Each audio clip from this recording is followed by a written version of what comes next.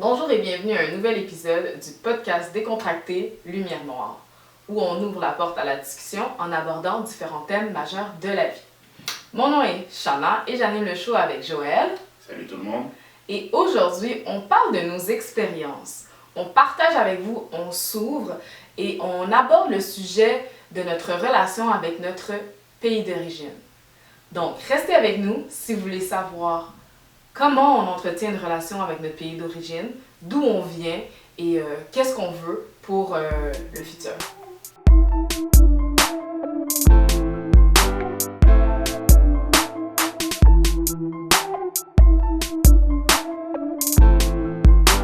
Parfait. Donc, on va commencer notre discussion. Je vais commencer avec une question quand même assez ouverte pour toi, Joël. Présente-toi. D'où est-ce que tu viens, c'est quoi ton parcours, puis je ferai de même. Au moins, ça va pouvoir mettre tout le monde en contexte, ça va pouvoir apprendre à nous connaître. Donc, allons-y comme ça. Qu'est-ce que t'en penses? Ouais, c'est une bonne idée. Moi, je suis originaire de la République démocratique du Congo. Je suis né là-bas, je suis resté là-bas jusqu'à mes 7 ans. Et par la suite, nous avons immigré au Canada. Donc moi j'ai fait un petit détour par la France, que je suis resté là environ 6-7 mois et je suis venu ici. Donc depuis 2001 que je suis ici, donc ça fait 19 ans que je suis ici. Donc c'est un peu mon parcours du Congo jusqu'à ici. Ok, puis quand tu dis nous, c'est qui? Moi et ma famille. Donc Okay. J'ai 6 frères et sœurs. Et puis en plus de mes parents, donc on a tous quitté le Congo en même temps. Mm-hmm. Et puis c'est ça, on est venu par groupe. Donc mes parents sont venus avec mon frère et ma soeur. Et j'avais un autre frère et une autre soeur qui étaient aux Pays-Bas, en Hollande. Donc ils étaient là-bas chez un de mes cousins. Mm-hmm. Et puis moi j'étais en France avec mon frère, qui est juste avant moi. Donc, c'est ça, on était par groupe de 2 là-bas, et puis mes parents, c'est ça, ils étaient venus ici avec mon frère et ma soeur. Disons, dans un délai de 1 an, on est tous arrivés ici. Donc, c'était un peu ça, c'était un peu difficile durant ce temps-là, parce qu'on était loin de notre famille. Ouais. On ne savait pas trop qu'est-ce qui se passait, parce qu'on était jeunes. Mais on savait qu'à un moment donné, on allait tous se réunir et puis qu'on allait être bien heureux ici au Canada. Ça fait combien de temps que tu es ici encore? Ça fait 19 ans. Ok, quand même. Ouais. Ça a dû être quand même quelque chose de difficile à comprendre aussi pour un petit garçon de 7-8 ans. Ouais, c'est ça. Moi, je savais qu'on quittait le Congo, mais je ne savais pas plus que ça. Moi, mes parents, ils m'ont laissé avec mon frère chez mon oncle en France.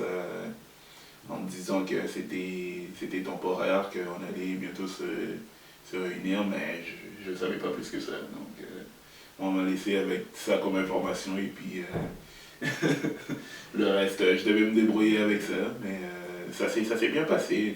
Quand tu es jeune, tu es un peu insouciant. Tu prends la vie comme elle arrive. Donc, puis tu fais confiance à tes parents. C'est ça, je fais confiance à mes parents, je ne me pose pas de questions. C'était la première fois aussi que je rencontrais mon oncle. Donc lui, il est en France depuis quand même assez longtemps. Et puis c'était la première fois que je le voyais avec mes 2 petits cousins et leur mère. Ok. C'était quand même assez intense comme introduction, mais ça s'est bien déroulé. Là. Ils sont bien occupés de nous. Puis toi, comment tu pourrais résumer ton parcours? Est-ce que t'es né ici? Ouais, moi je suis née ici. Ouais. Donc je suis née au Canada, en province de Québec, précisément à Montréal. Et c'est ça, mes parents sont les 2 d'origine haïtienne. Donc ma mère et mon père sont nés en Haïti. Puis ils sont venus ici quand même à un assez jeune âge, autour de 10 ans les 2, un peu comme toi. J'ai pas fait d'escale, je suis arrivée direct à l'hôpital de Saint-Léonard, puis genre... C'était direction maison. Ouais, maison. T'as pas fait d'escale Pas fait d'escale. Peut-être ma mère ouais. a fait une escale pour acheter quelque chose à manger, mais ça me surprendrait. Parce que ma mère déteste les restaurants. Fait que je pense que c'était une allée directe de l'hôpital à la maison. Ok. Malgré que je suis née ici, je pense un peu comme toutes les premières générations canadiennes, où ça doit sûrement être similaire pour ceux qui viennent de la France, des États-Unis ou d'ailleurs dans le monde. On est pris un peu entre notre culture d'origine et le pays où est-ce qu'on vit. Moi, personnellement, c'est quelque chose que j'ai quand même trouvé assez challengeant pendant plusieurs années. C'est maintenant que je commence à vraiment comprendre comment jongler avec ça. Puis je suis très, très, très proche de la culture haïtienne. Je suis des cours de danse folklorique haïtienne, j'ai suivi des cours d'histoire d'Haïti, j'ai suivi des cours de créole. Il est comment ton créole? Mon créole est quand même pas pire, hein? Ouh, et moi, je trouve que mon créole est bien. Il est très fluide? Non, il est pas très fluide, il est fluide. J'ai un accent canadien-québécois, comme tu veux l'appeler.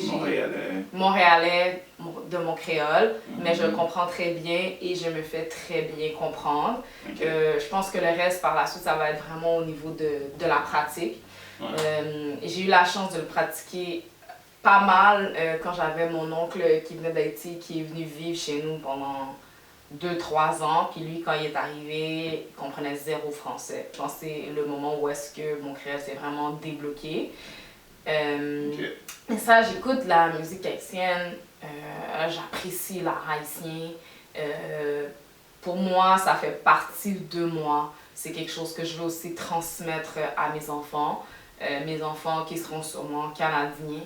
Fait que pour eux, la culture haïtienne va être un peu plus loin, mais je veux m'assurer qu'ils comprennent le créole, qu'ils le parlent. Je cuisine de la nourriture haïtienne à la maison aussi.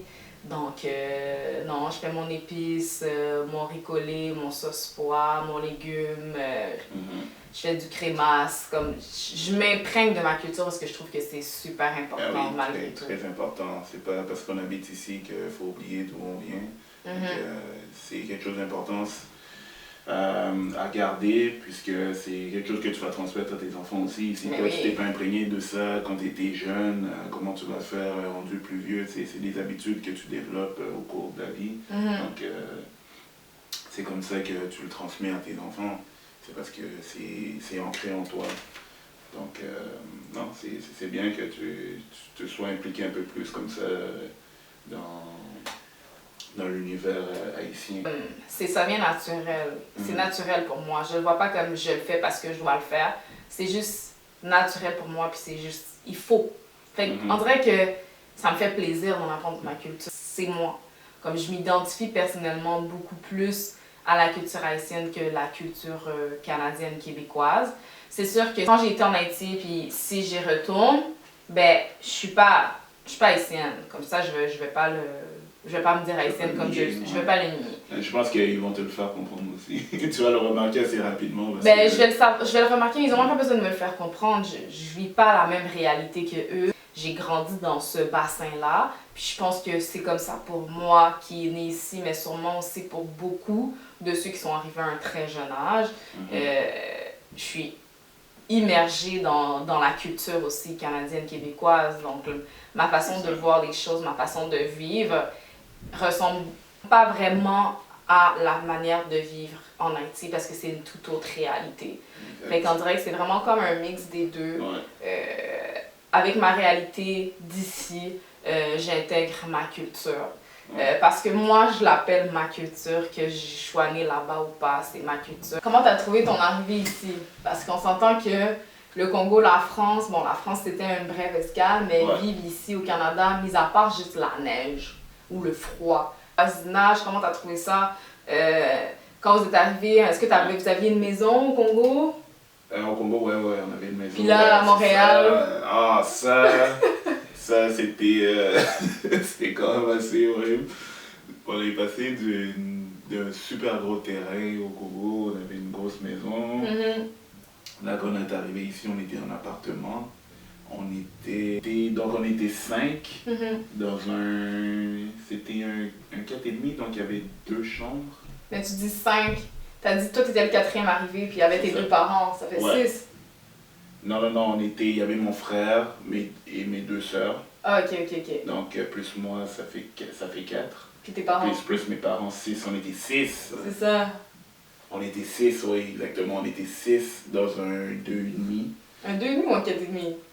Il y a dans un 4,5 parce qu'il y avait deux chambres. Il y avait Ok. deux chambres, c'est ça. On était dans un 4,5 à 6. C'était c'était quelque chose, mais j'ai pas vraiment remarqué plus que ça parce que tu sais, quand t'es jeune, tu t'habitues quand même assez rapidement. C'est vrai. Mais ça c'était- dépend c'était quand même des difficile. enfants. Toi, on dirait que t'étais un enfant quand même assez facile à gérer. Ouais, c'est ça. Moi, j'étais quand même. J'étais un enfant tranquille. Mais c'est sûr que c'était quand même un choc là, de Mais c'est passer ça. d'une grosse maison comme ça à un petit appartement. Mais voilà, ça, moi, ça commence à devenir de plus en plus clair que j'aimerais aller habiter dans mon pays d'origine. J'aimerais que mes enfants puissent connaître leur culture, d'où ils viennent, d'où leurs ancêtres viennent. Donc c'est important pour moi. Donc je pense que c'est quelque chose qui est très possible. Moi, comme je suis canadienne, je le serai toujours. Ouais. J'apprécie aussi d'avoir la chance de grandir aussi en sol canadien. Ça m'a donné beaucoup d'opportunités que je sais que c'est pas tout le monde qui a eu la chance d'avoir au niveau santé, éducation, puis stabilité financière. Donc, je suis vraiment contente de ça. Personnellement, je reste toujours connectée à ma culture, reste connectée à mes ancêtres. C'est pour moi, ça me fait du bien. Je le fais pas pour le faire, je le fais parce que j'aime ça. Je vais continuer toujours, puis je vais l'enseigner aussi à mes enfants. Moi, je serais prête à aller vivre ailleurs dans le monde, for sure. En Haïti également. Si je peux avoir la sécurité, le Wi-Fi, I'm good. Ce qui est vraiment important pour moi, je te dirais, c'est mes enfants. Donc, je veux qu'ils comprennent d'où est-ce qu'ils viennent, puis qu'ils soient en mesure de naviguer entre où est-ce qu'ils sont nés, puis où est-ce que leurs parents, leurs ancêtres viennent, leur histoire. Parce que leur histoire, oui, c'est beaucoup Haïti, mais c'est aussi, maintenant, ça va être aussi le Canada, parce que moi, je suis née ici. Fait que je veux vraiment être en mesure de donner tous les outils à mes enfants pour qu'ils puissent jongler dans ces deux mondes, puis être en mesure de s'identifier puis savoir qui ils sont. C'est ça. Et comme je voudrais rectifier quelque chose, c'est sûr que je suis reconnaissant de tout ce que le Canada m'a apporté. C'est un super bon pays. Ça m'a permis d'avoir une super bonne éducation. Mais je pense que ma place est vraiment au Congo. Donc c'est pour cette raison-là que je sens que c'est mon devoir de retourner là-bas. Et de redonner et puis de bâtir quelque chose de bien. N'oubliez surtout pas d'écouter la version audio du podcast parce que ce qu'on publie sur YouTube, c'est vraiment quelques petits extraits.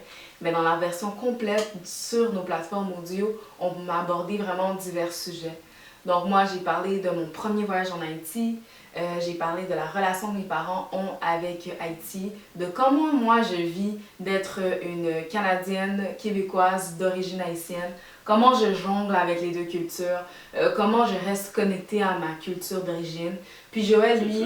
Pour ma part, je parle de ma vie au Congo, de mon intégration au Canada et de l'influence que la culture haïtienne a eue sur mon parcours. Donc c'est quand même assez intéressant. Donc n'oubliez pas d'écouter ça sur le podcast sur les plateformes audio. Merci d'avoir écouté notre vidéo. N'oubliez pas de vous abonner, d'aimer et de commenter. Partagez cette vidéo avec quelqu'un qui aimerait le sujet qui a été abordé. Nous sommes aussi présents sur les réseaux sociaux et vous pouvez écouter la version allongée du podcast sur les plateformes audio. Et n'oubliez pas de briller par votre savoir, surtout lorsque les gens s'y attendent le moins.